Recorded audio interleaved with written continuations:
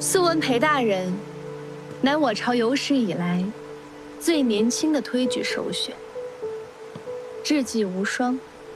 今日，本宫当真是见识了裴大人的本事。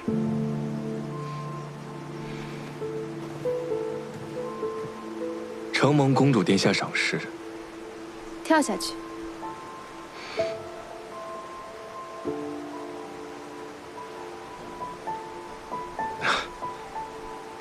殿下，微臣不明白什么意思。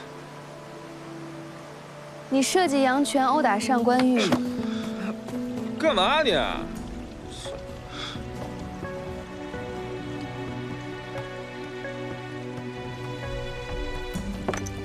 给我！那玉佩可是我娘送给我的，还我玉佩！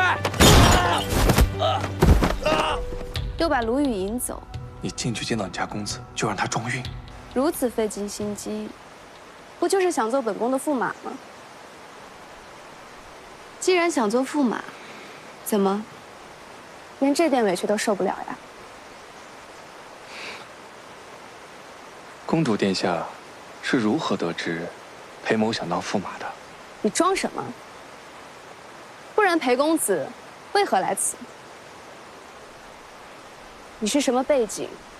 裴家又是什么情况？本宫早已打探清楚。做了本宫的驸马，不正是你和你裴家翻身的好机会吗？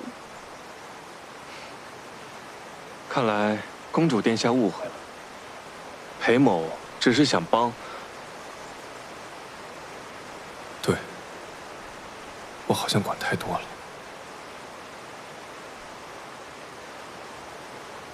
就算你想做，也没机会了。本宫已有倾心之人。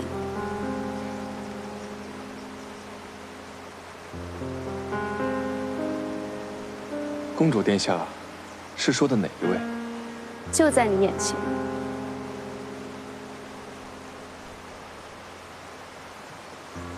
苏公子，那些书，你可喜欢？可想拥有？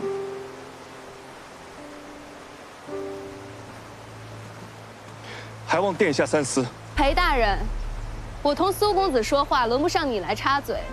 公主殿下，微臣只是不想让殿下因为一时冲动而毁了自己前程。你好狂的语气啊，还管起本宫的事情来了？本宫喜欢做什么就做什么，这是我自己的路，我自己选。苏公子，若公主殿下不嫌弃，微臣愿求娶公主。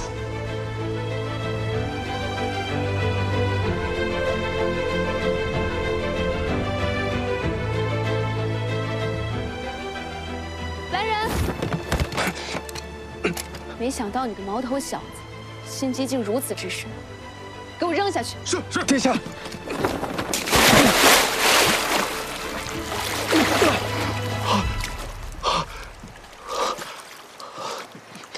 原来裴大人是在挑落水的地儿啊！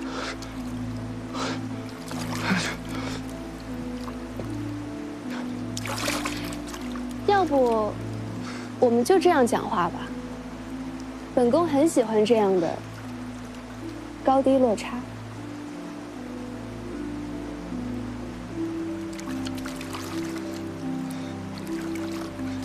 裴文轩，你最好看清自己几斤几两。现下，我可以把你扔进湖里，一会儿若是我想，便可以让你淹死在这儿。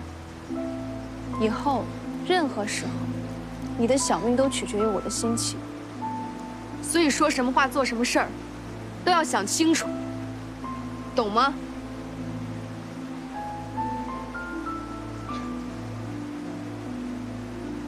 如今的裴文轩，不过籍贯之年。一个小屁孩，我如此气他，与欺负一个孩童有何区别？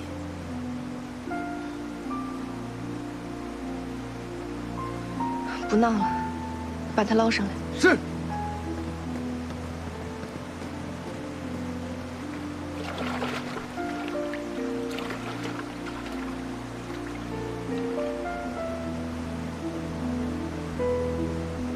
苏公子，刚才的话，殿下，不可。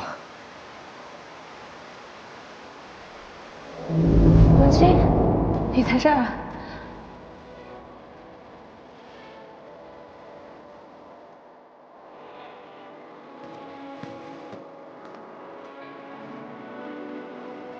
怎么了？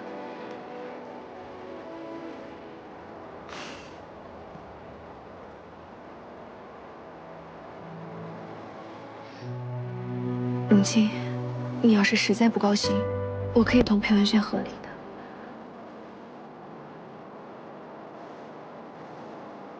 的。公主金枝玉叶，虽臣荣情不敢高攀。怎么？那些书你不喜欢吗？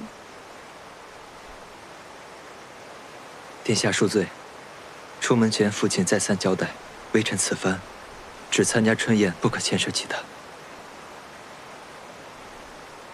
若那些书你不要，明日可就是别人的了。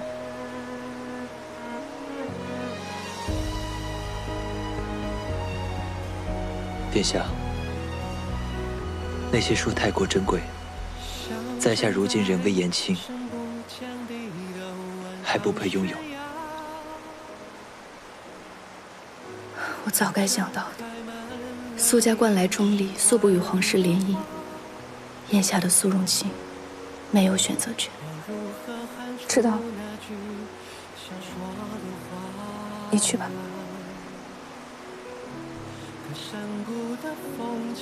谢殿下。雪一般一般，不作声的下。殿下，若将来有朝一日，微臣可以。吹进眼角的晚霞的刹那，心萧瑟了枝桠，逐渐崩塌，全部都下。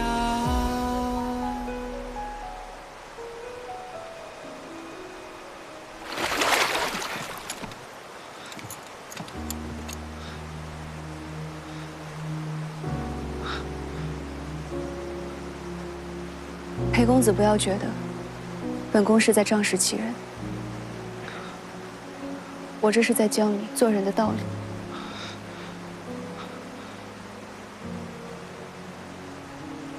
你也就是遇上我，若碰上皇室的其他人，以你今日之种种行径，早就被拖出去喂狗了。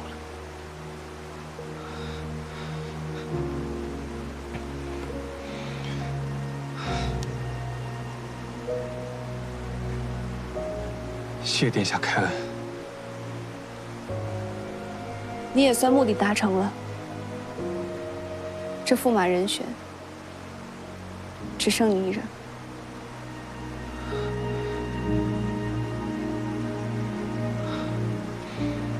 给裴公子换身衣服，好好梳洗一番吧。是。陛下。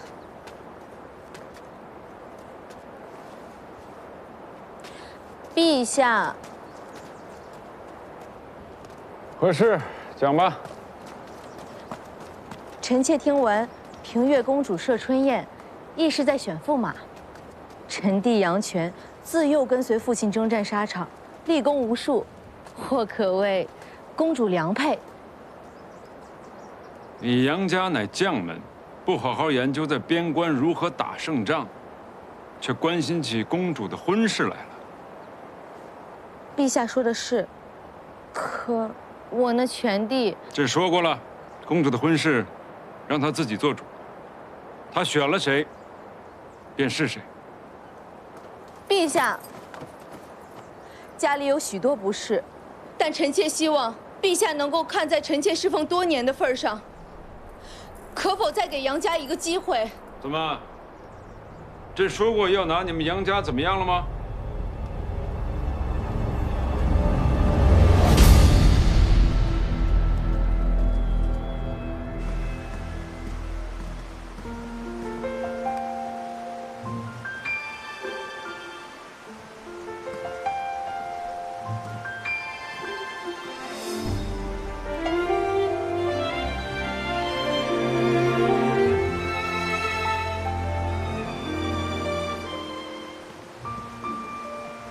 坐着回话吧。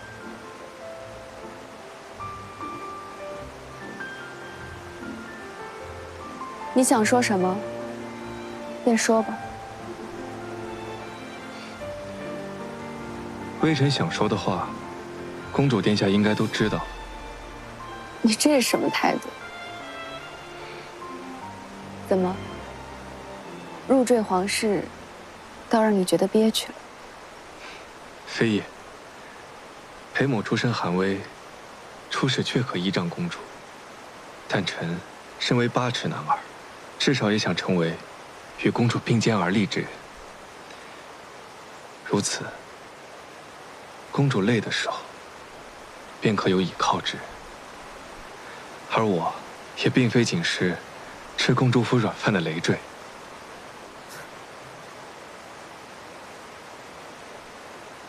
你不过是想仗着我的势力，壮大自己罢了，何必说得如此冠冕堂皇？你们这些男人，攀岩附势的时候，什么谎都说得出来。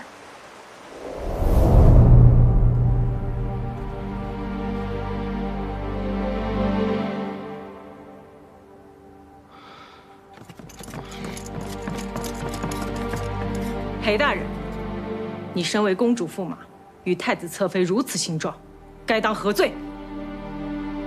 裴某听闻秦妃娘娘有难，特来搭救。驸马奉本宫之命前来，怎么会有人瞧不过眼，如此横加污蔑呢？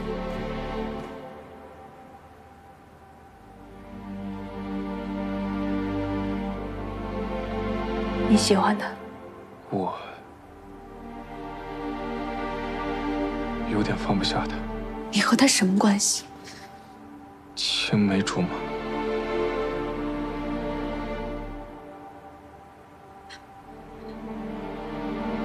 那他知道你放不下他？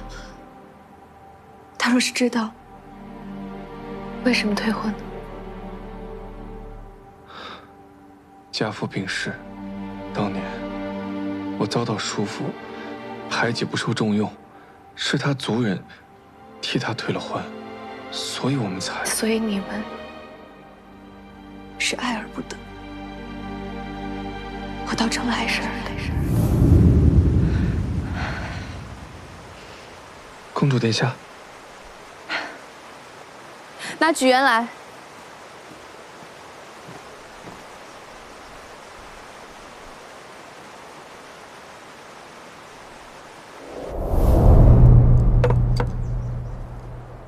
殿下，我吃这个举元会出疹子啊！啊，这么严重？嗯，你赶紧把他的菜换一下，然后跟厨房说，往后带举元的菜都不要做了。是，吃了它。公主殿下，我吃举元会全身起红疹。那也吃，这是本宫的命令。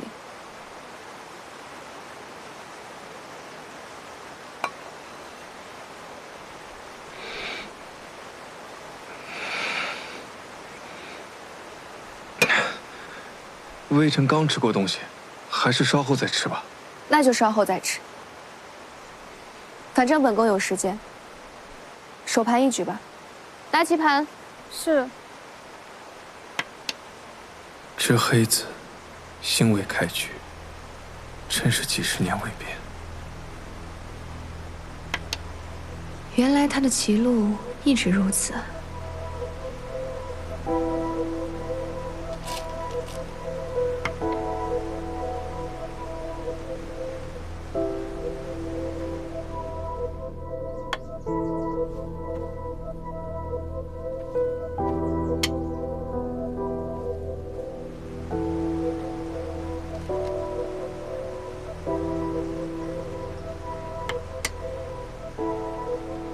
对付20岁的裴文轩，出6成功力，绰绰有余。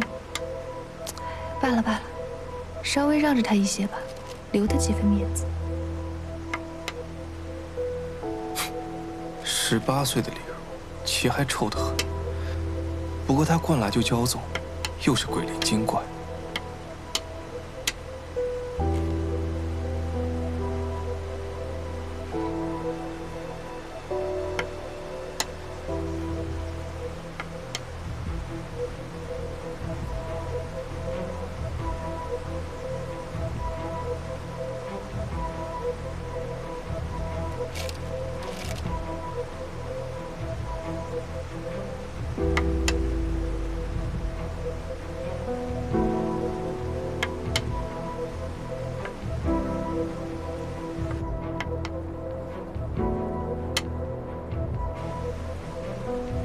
他这套路怎么跟38岁时一样？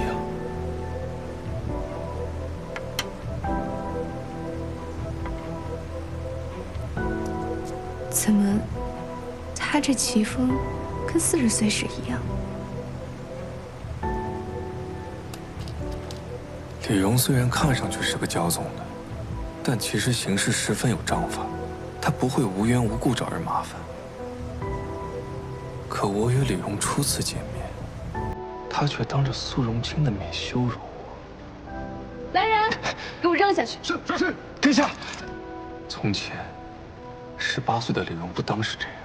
记得20岁的裴文轩，多少带了几分年少青涩。成婚那日，虽然面上还算镇定，但从眼里看得出来，他早就慌了。公主殿下。可如今裴文轩见了我，岂止是不慌不忙，简直是一副老熟人的模样。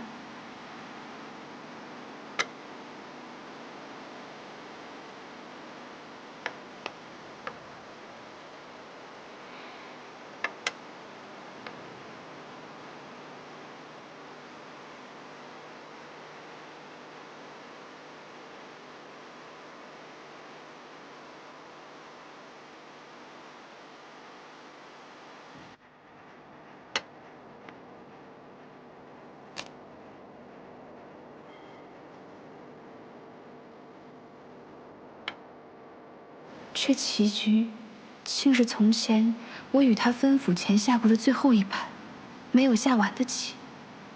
那盘没下完的棋，是死局。微臣只是不想让殿下因为一时冲动而毁了自己前程。难怪他现今敢正跟本宫叫板对峙。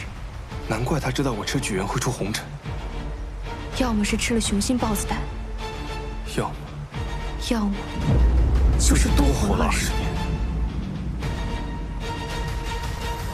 如此，一切都说得通了。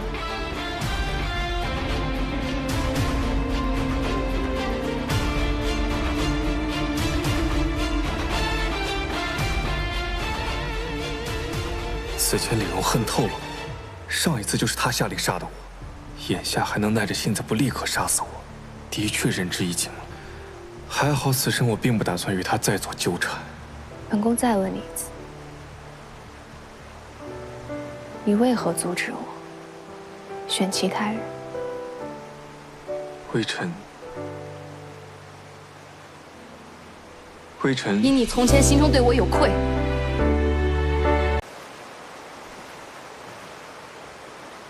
微臣，因你从前心里对我有愧。你。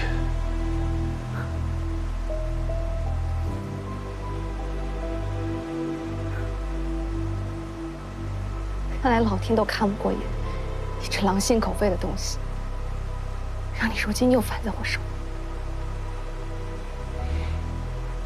怎么，不敢承认？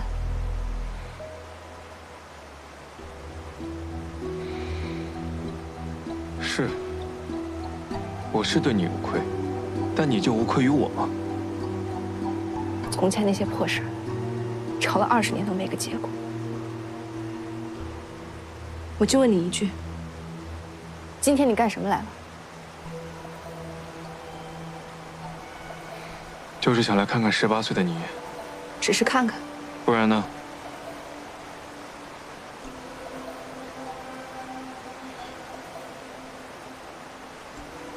也想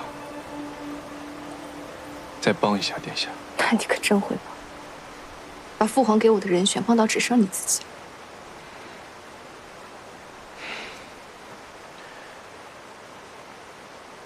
是我不该插手公主之事，但我也是诚心希望公主日后能够过得好。这一点，无论是过去还是未来都没变过。你希望我过得好，就是我也杀了他，也算是两清了吧。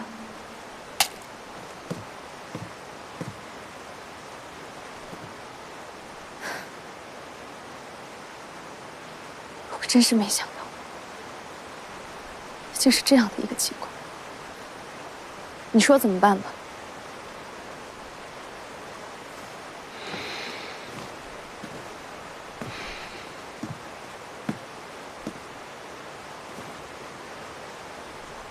别的选择都是未知数，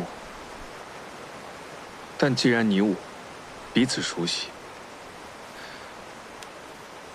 微臣斗胆求取殿下。有朝一日，殿下能为自己解了围，可重新选择。裴文轩，既然上天又给了我一次机会，我不想再过以前那样真心错付、勾心斗角，都到最后又孑然一身的日子了。如若我依旧选择你，那我们和以前还有何区别？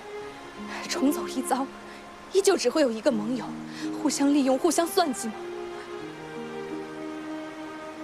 你我都深知，在内廷之中，丈夫、亲人并不重要，重要的是手中的权力。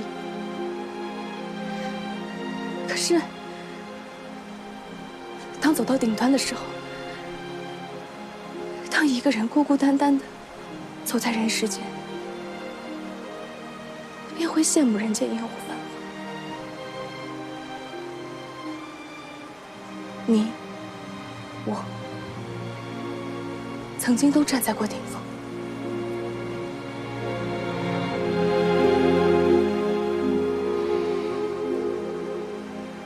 你说，孤家寡人和孤魂野鬼会有何区别？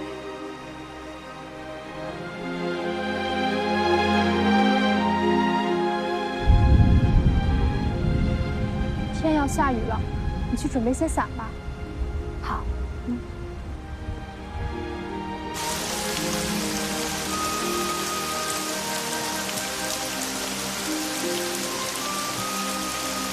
公主，宫里的公公说，如今时候差不多了，可以散席了。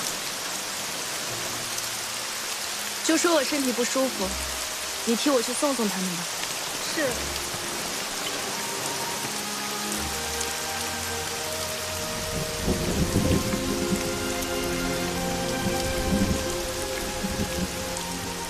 那样的日子我受够了。如此，你觉得我还应该嫁你，继续过那样的人生吗？这一场指婚，我们都没得选，我们都只是为了权势。认真论起来，并没有什么真感情。而钱真真的事情，让我们认清了彼此。你心里有人，只是之前没有说清楚，现下明白了，也不是什么大事。毕竟我也可以心里有人。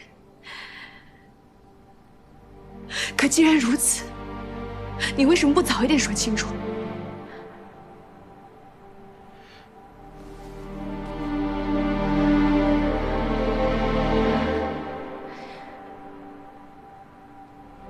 这样，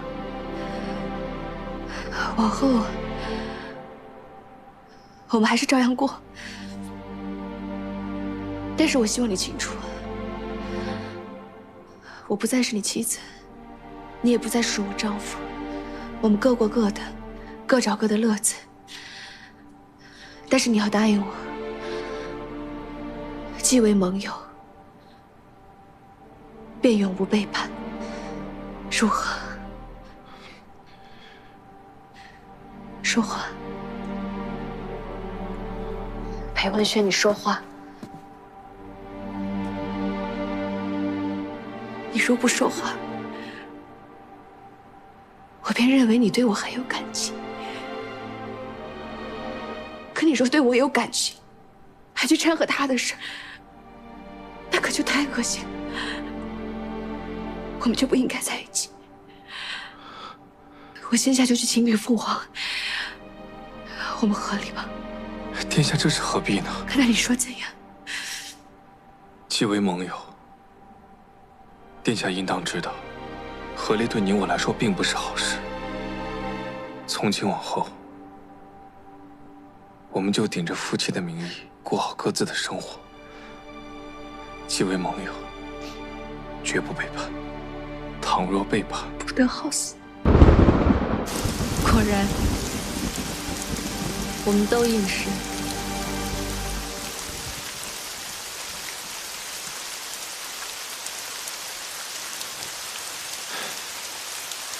看来，到底是什么都瞒不过公主殿下。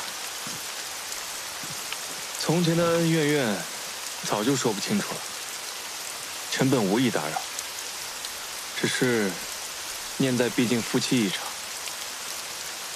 想着以后再也见不着了，便想来看看。没成想，没控制住，多管闲事了。好一个多管闲事！你是不是觉得，你若不来，本公主便嫁不出去了？还是你本只是想替我把把关，不成想只见一个苏荣清，就让你感到不适？公主说笑了，臣岂敢？全臣做酒，夺嫡你都敢，还有什么是你不敢？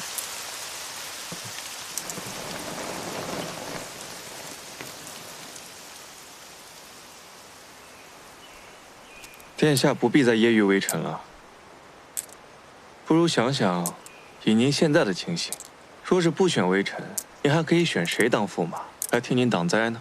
少装！你怕是早就想好托辞了吧？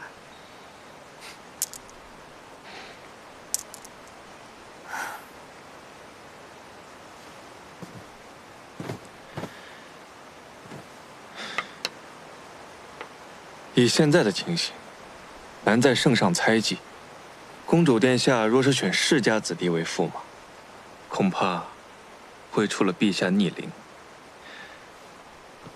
但其实，只要太子殿下继位，公主殿下日后便可前程无忧。到时候，您与苏公子再续前缘也不迟。所以啊，当下最重要的是保住太子殿下。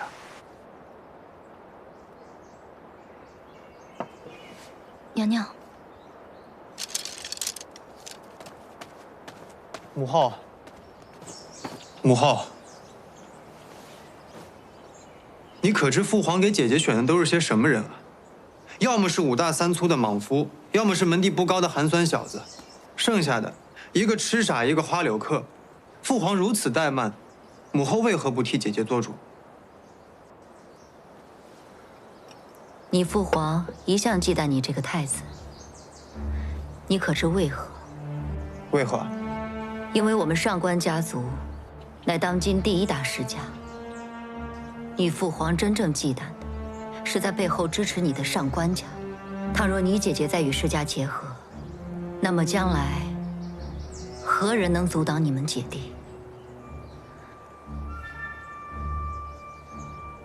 建国之初，皇室确需借助世家之力，可现如今国祚已稳，世家却成了皇权最大的威胁。你的太子之位和你姐姐的幸福，只能选一个。母后说的字字句句，儿臣都明白。可若我这太子之位要以牺牲姐姐一生的幸福为代价，那我宁可不要。你说的这是什么混账话？你说不要便不要了？你的血统会跟随你一生，即便你不想，你背后的世家也不允许。此事由不得你我。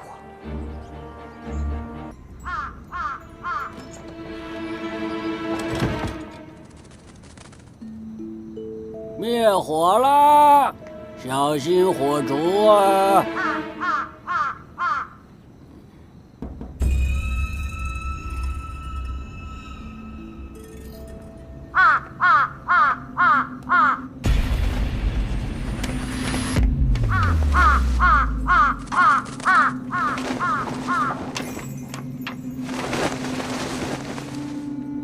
可恶！屋都灭火了。哎，怎么没关门呢？夜深了，别着凉了。白大人，白大人，白大人。你说你怎么睡到这儿了？快到床上睡去，白大人。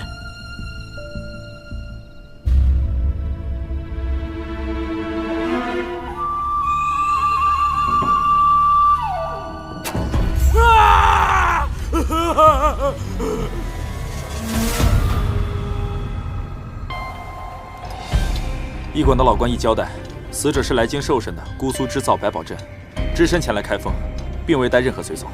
翟大哥，此人身中剧毒五毒散，蹊跷流血而死。王朝、马汉两位大哥已经在现场盘查。这个事儿，字字属实。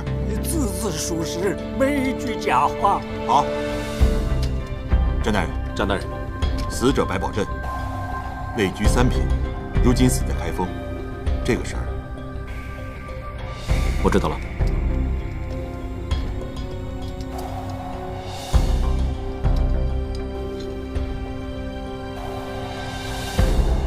还有什么发现？除了桌上的血迹和窗户上的脚印，并无其他发现。把这血给我擦了。擦了？张大哥，这可是证据啊！我让你给我擦了。是。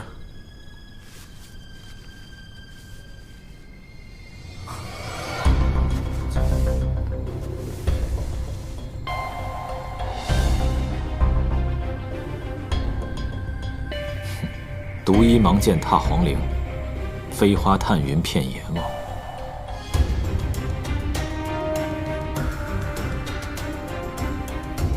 不外如是。探云手李许。张龙、赵虎，在。速回开封府，让包大人下通缉令。是。王朝、马汉，封锁开封城，连夜缉拿嫌犯李许。是。蜀中六恶。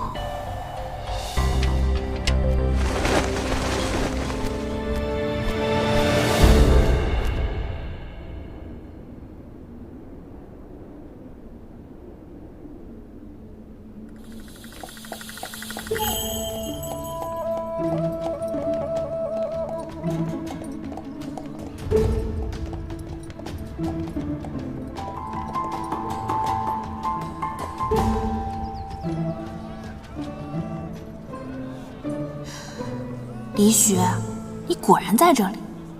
悬赏金额才50两，真给蜀中六恶丢人。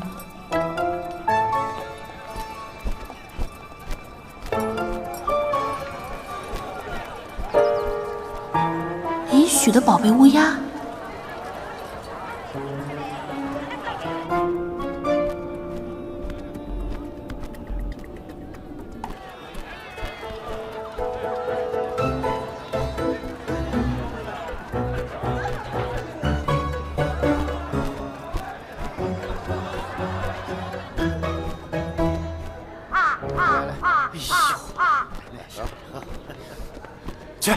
去！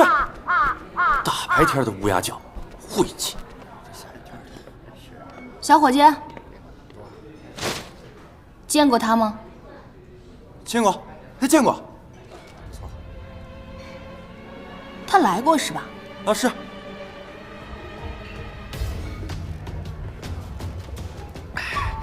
听说了吗？昨天有个大官啊，叫这探云大盗李许给杀了。这蜀中六恶，个个都是杀人如麻的江洋大盗。听说杀完人还留了名字，简直不把咱们这开封府放在眼里呀！是啊，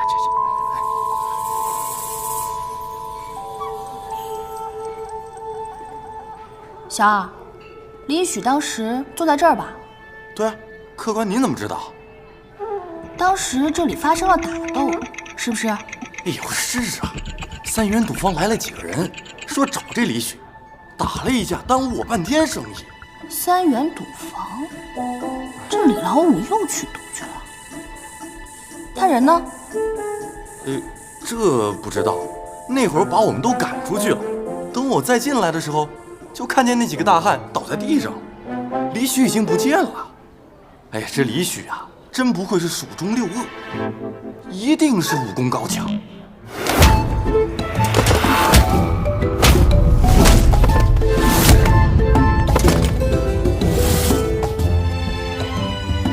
10个人都打不过他呀，以1敌100，这10个大汉已经……行了行了，这李许啊，没你说的那么厉害。当时李许的确坐在这里，桌子上有刀痕，说明发生过打斗。但以李许的身手，怎么可能击败对手，轻易逃走？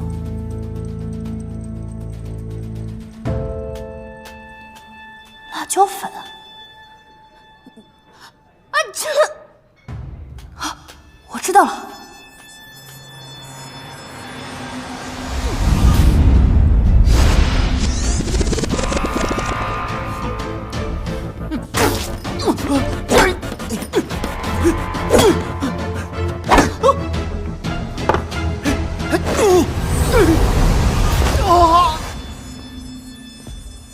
客官，你没事吧？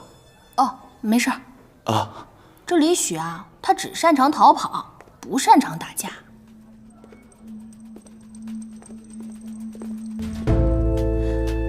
李许想要逃跑，最快方法是穿过大堂或翻窗。为何客栈大堂这一侧也出现了打斗痕迹？除非是有人在这里把快龙打飞出去。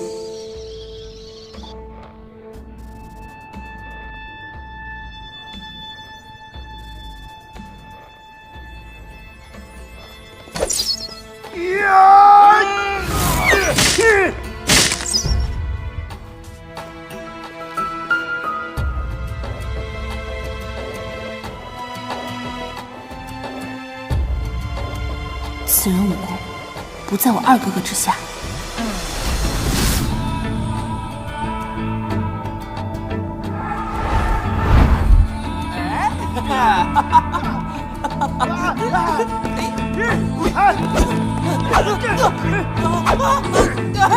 救命啊！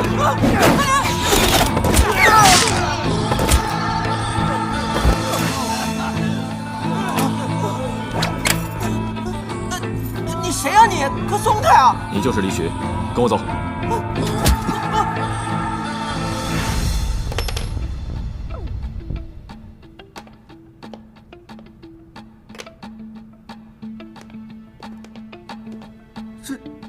这哪来的钥匙啊？你们开封府谁的武功最高？御猫展昭啊！御猫展昭。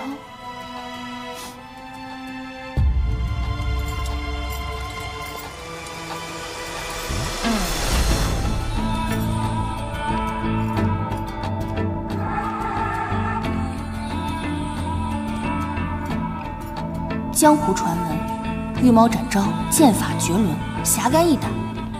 后入宫门开封府，鸡凶拿贼，从不手软。我倒要见识下，你是不是江湖上说的那般厉害。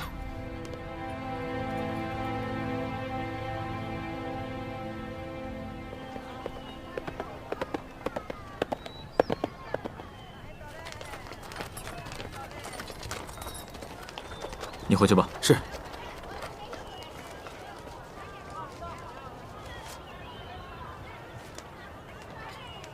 你看这儿，要记得。展大人，展大人，展大人，展大人，感谢你和包大人为我们伸冤。不客气。展大人，轻点你！哎，展大人，开封府我住了3天，你们就得把我送回去。走。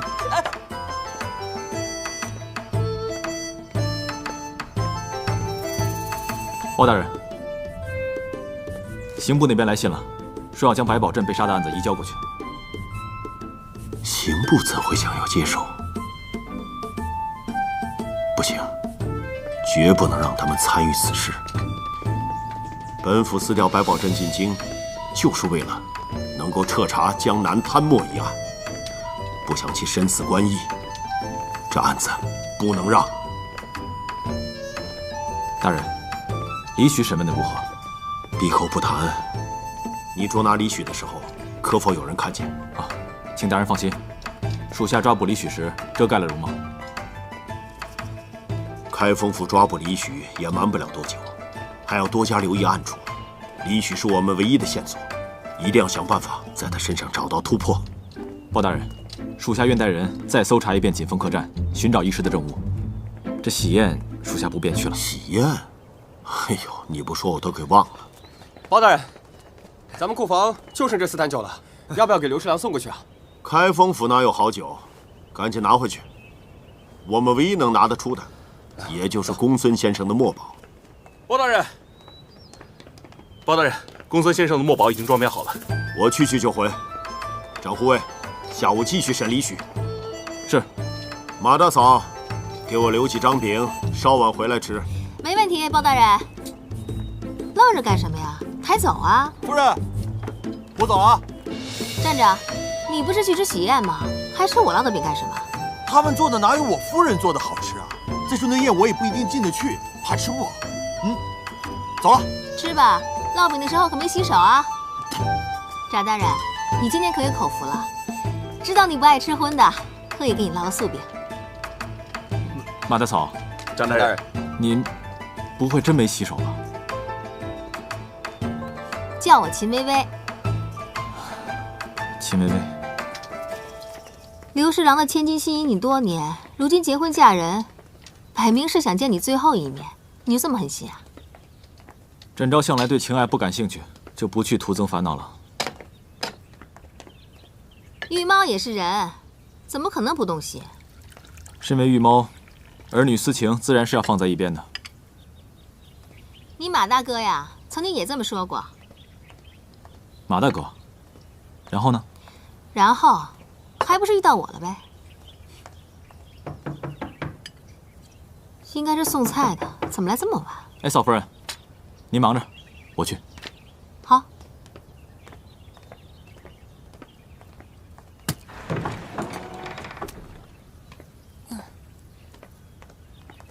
送菜。进来吧。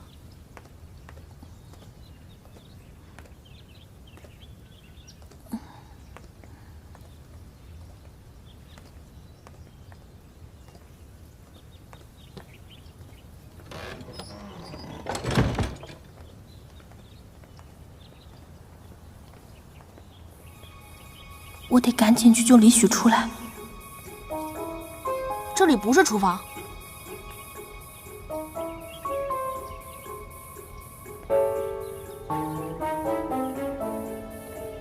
你也不是送菜的。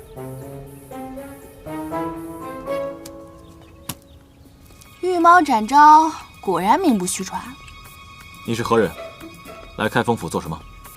猜中我就告诉你。那就得罪了。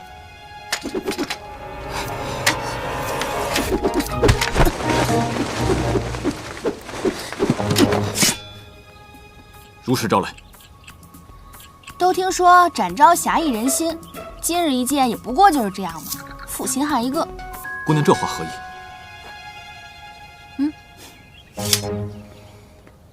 刘侍郎之女，心仪玉猫多年，开封府人尽皆知。现在你任由她嫁与其他人，你不是负心汉谁是啊？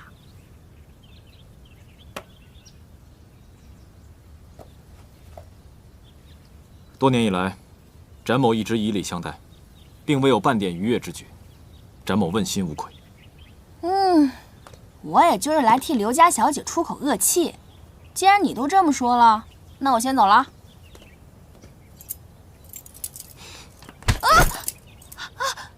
放手！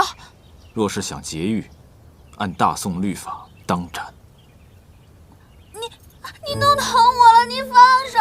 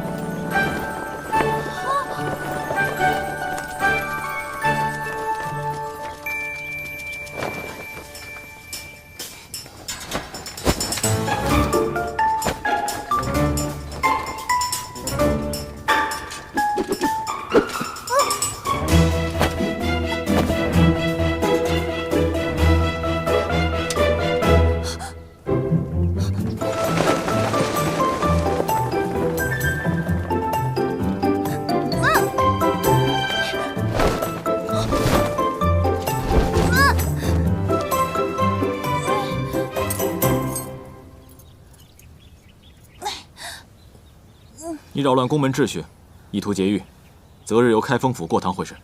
我要见包大人。你自然会见到。我是替我五哥李许申冤的。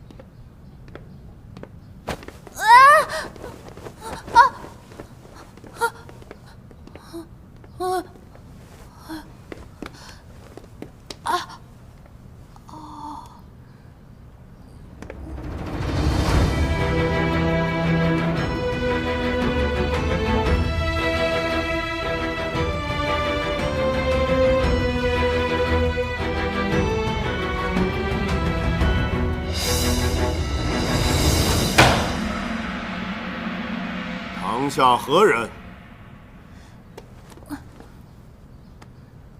我就是大名鼎鼎的蜀中第7恶神犬莫言。哦，独依芒剑踏黄陵，飞花探云片阎王。学生倒是听说过蜀中6恶的名号，但这第7恶，学生闻所未闻。而且这名号比起其他6恶来说，不是那么顺耳讲究，我看倒像是胡乱编的。那是因为你们见识不够，你出去打听打听，我在蜀中可出名了。跟你们说正事儿吧，赶紧把我哥放了，他没有杀白宝镇。有何证据？你把我哥带上来，我俩一对，你不就知道了？带李许。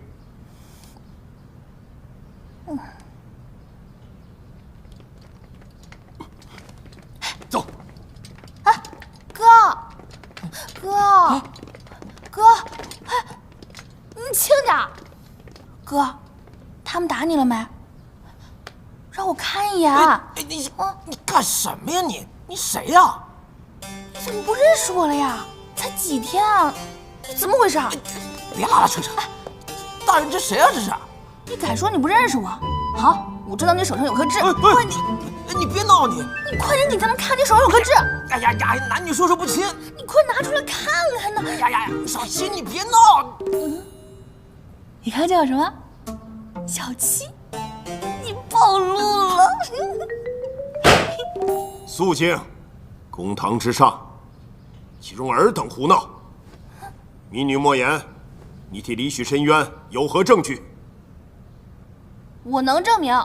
哎呀，小七，你别。证据就是百宝镇桌上的刻字。我想问一下你们，如果一个真凶真的杀了人的话，他会明目张胆地说自己就是凶手吗？而且还在桌上刻了字，等着人来抓他。要是真的这么想死，直接上吊就好了，用得着这么麻烦吗？大人，属下的确在官驿中发现了李许的踪迹，证明李许曾经进入过百宝镇的房间，并且在李许所偷的赃物中发现了百宝镇的物品。啊！你就这么想定我哥的罪啊？他哪儿得罪你了？我是在阐述事实。好，那我问你，要是有人故意刻的字，陷害给我哥呢？你是去过现场的，你说说看，字写的如何？行云流水，苍劲有力，刻字的人会武功，而百宝镇不会。那一定就是真凶留下的。这不过是你的猜测罢了。那也有这种可能性啊，谁会嫁祸给一个小偷？秦妹，你能不能不要添乱了你啊？你快回去行不行？那便是小偷偷了本想从百宝镇处得到的东西了。虽然李许是本案唯一嫌犯，但也不排除莫姑娘的推理。那么，按照莫姑娘的推算，证物应该还在锦丰客栈之中了。包大人真厉害，不过一般人可是找不到我哥藏的东西的。那看来莫姑娘知道东西藏在什么地方。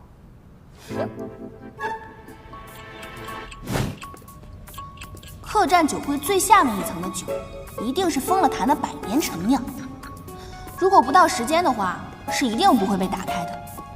可是这些酒坛里面就有一罐酒是被打开了的。一开始我也不太确定，但是当我看见客栈上方有我哥的宝贝乌鸦时，我才知道，这个乌鸦不仅没有跟我哥进入大牢，而是在客栈上方徘徊不走，说明客栈里一定有极其重要的东西。账本就在这儿，呈上来。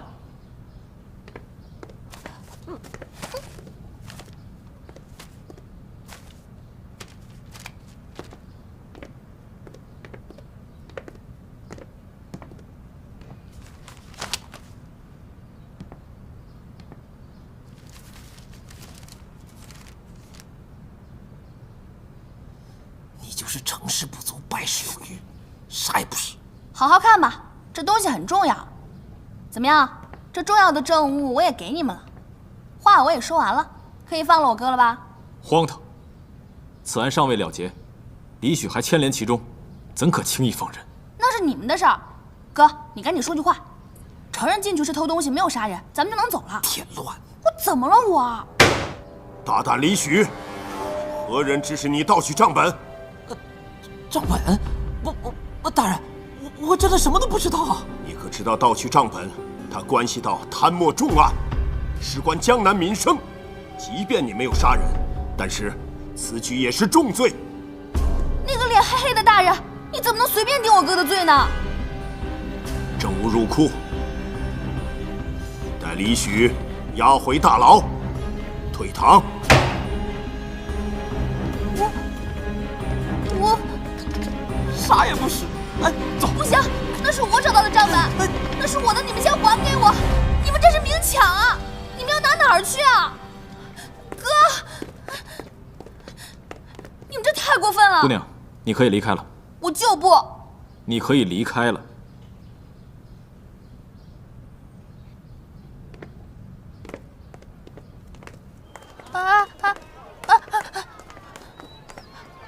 你凭什么赶我？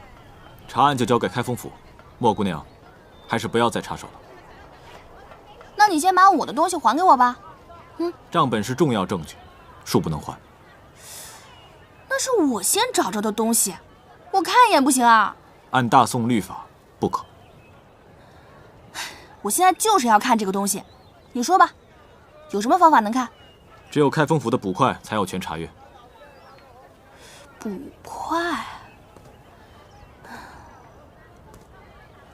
好吧，好吧，那我就吃点亏，我现在就加入你们开封府，现在能看了吧？快去拿，快去拿！开封府不收闲杂人等。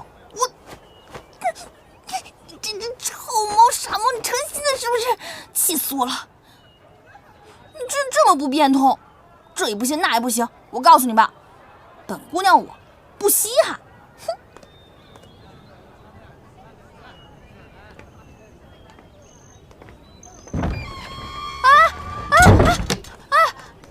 你开门，再说两句嘛！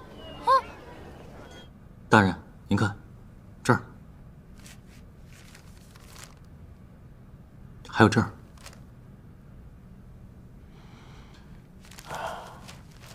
本府已然猜到，这个账本是假的。看来是百宝镇为了应付咱们开封府，找人专门伪造的。可李许受人指使，费尽心思得到账本，说明他背后的人并不知账本真假。那大人觉得，是何人在背后指使李雪？雇佣江湖中人行事，无迹可寻，除非我等引他现身。那大人的意思是，放出风声，在开封府做局，本府要设个引君入瓮。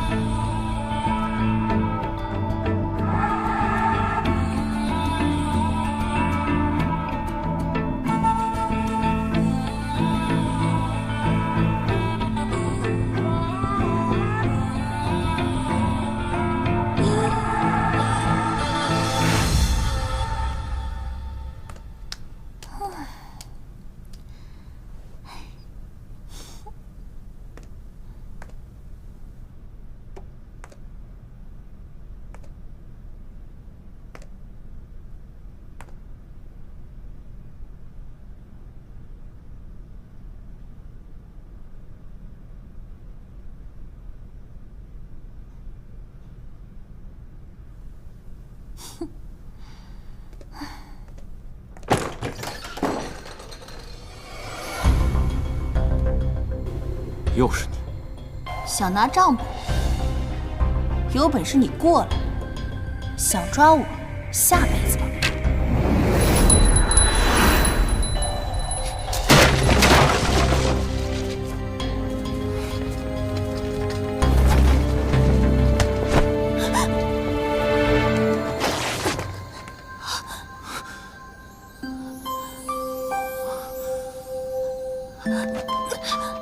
你干什么？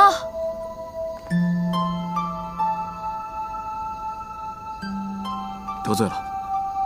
没想到玉貌展昭如此龌龊。你把账本给我。不给。把账本给我。别过来！你要再过来，我就……把账本给我。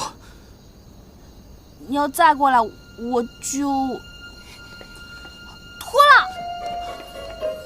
姑娘，请自重。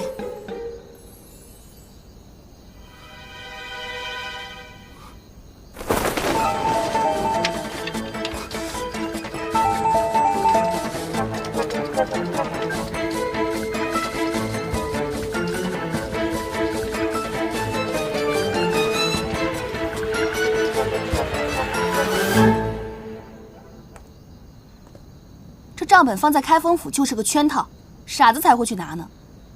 本姑娘帮你把它拿出来，真凶才会现身。包大人不忍同僚涉险，才将计划趋于开封府。劳烦把账本给我。晚了，凶手已经来了。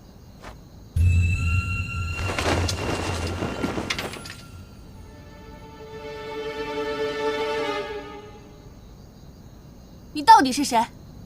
为什么陷害我五哥？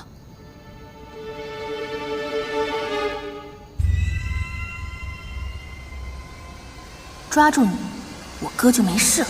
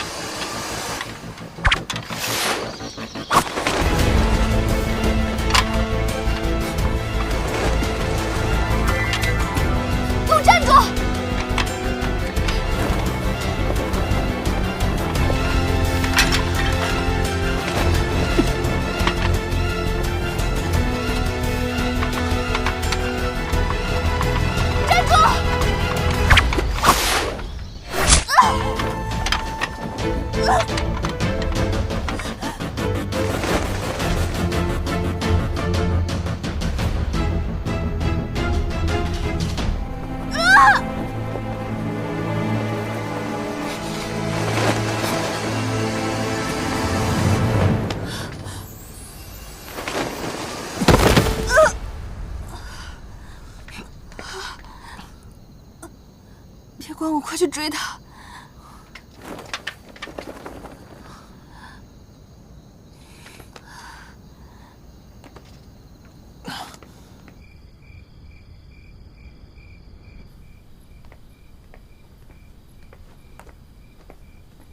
包大人，莫姑娘怎么样？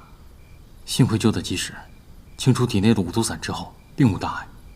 只是学生替他把脉的时候，发现他体内除了五毒散之外，还有其他旧毒。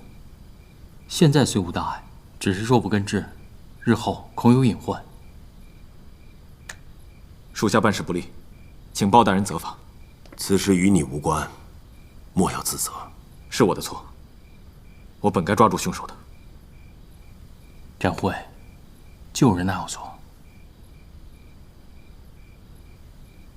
这青袍人回去之后，一定会发现账本是假的，从而追查真账本的下落。账本是假的？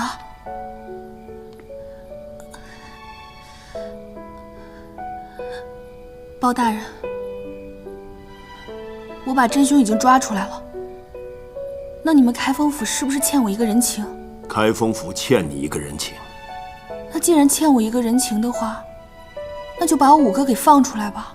唯独此事不可。为什么？现在真凶不是已经找到了吗？我们还无法确定李许和青袍人是否通谋。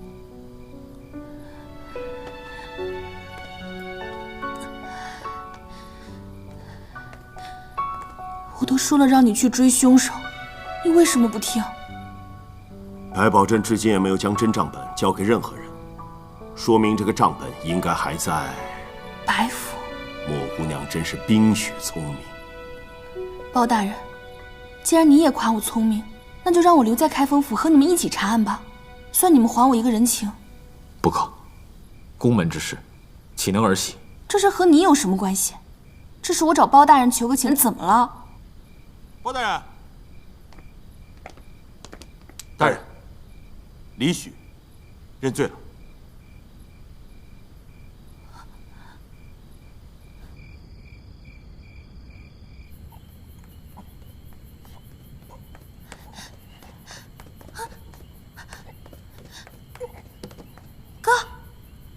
哥，啊，小琪，你没有杀人，为什么要认罪？你在这掺和什么呀？啊，赶紧走！不行，你这样会被砍头的，你知不知道？我跟你讲，我的事我自己能处理，江湖不是那么简单的，会死人的。你赶紧走！我不走。小时候看你们闯荡江湖也没有那么难。你是不是傻呀你？那都是我们装的。装的？那也不行，反正我要加入开封府查案，把你救出来。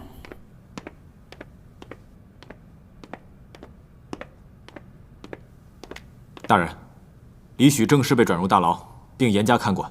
大人请放心。幕后之人刚有眉目，此时李许认罪，案件就结束了。可这个案子真的这么简单吗？张护卫，你怎么看？接着查，恐怕要回到案件的原点，不能放过任何一个细节。说到原点，我倒想让莫姑娘去试试。包大人，属下认为，莫姑娘只是一个江湖女子。你年轻的时候，不也是江湖中的南侠吗？